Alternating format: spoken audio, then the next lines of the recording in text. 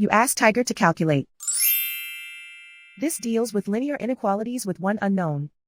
The final result is v smaller than -13. Let's solve it step by step. Group all constants on the right side of the inequality. Subtract 2 from both sides.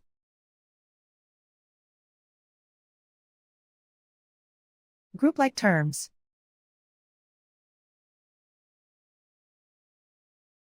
Simplify the arithmetic.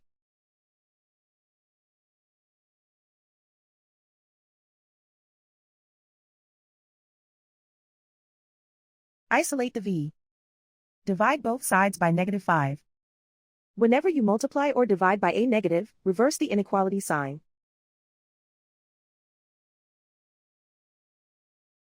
Cancel out the negatives.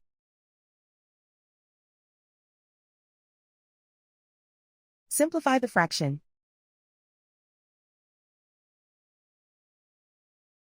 Move the negative sign from the denominator to the numerator.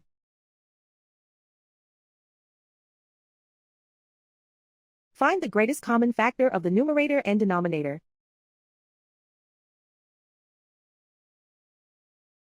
Factor out and cancel the greatest common factor.